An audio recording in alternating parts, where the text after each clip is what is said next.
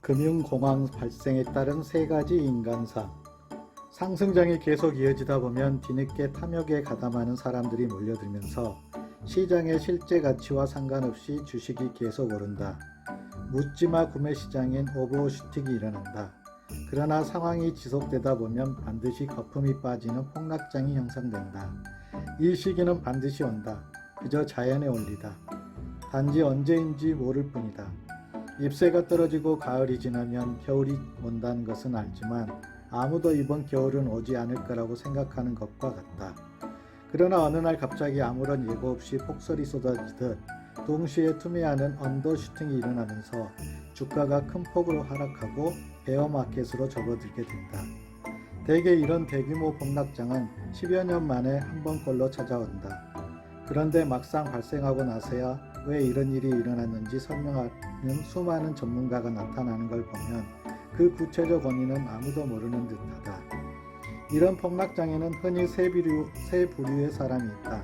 첫째는 이 피해를 고스란히 당하는 사람들이다.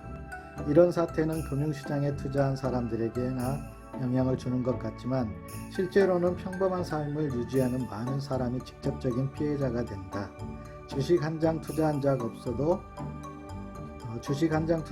없어도 여전히 영향을 받는다.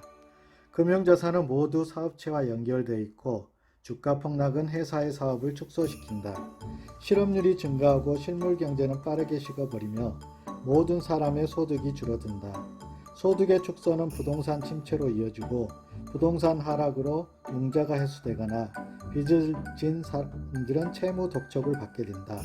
주식은 자기들끼리 오르다 떨어졌는데 피해는 내가 당하는 것이다. 이유는 단 하나다. 빚이 있기 때문이다. 빚이 있기 때문에 다른 사람들의 자산 변동이 내 자산에까지 변동을 주고 그 영향에 고스란히 노출된 것이다. 두 번째 부류는 이런 폭락장에 전혀 영향을 받지 않는 사람들이다. 물론 이들은 빚도 없고 직업도 안정적이다. 이들에게 폭락장 뉴스는 언제나 불경기라고 아우성치는 어떤 부류들이 조금 더 시끄럽게 떠드는 소리로 들릴 뿐이다. 어차피 실제 폭락의 영향도 빠르면 1년, 늦으면 몇 년 안에 모두 해결돼 언제 그랬냐는 듯 다시 상승장이 이어질 테니 신경 쓸 이유조차 없는 사람들이다. 이들이 이렇게 태평한 것은 빚이 없기 때문이다. 세 번째 부류가 특이하다. 세 번째 부류는 이런 사태에서도 이익을 보는 자산가들이다. 이들은 이런 사태를 몇 년치의 자산을 한 번에 벌 수 있는 기회로 본다. 이런 폭락장에는 거대한 부의 이동이 이루어진다.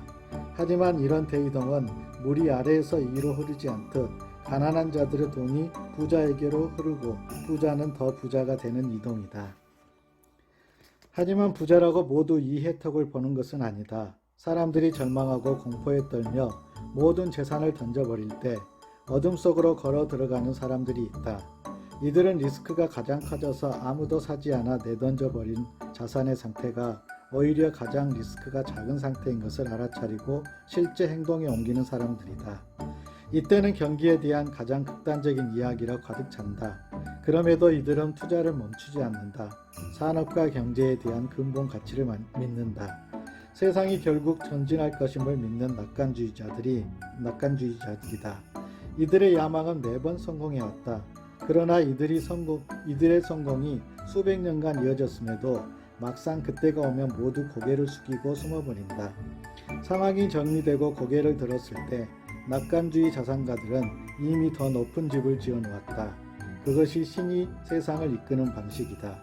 살아보니 산에서 돌이 굴러 내려오면 돌에 맞아 죽은 사람도 있고 피하는 사람도 있고 돌을 내다 파는 사람도 있었다.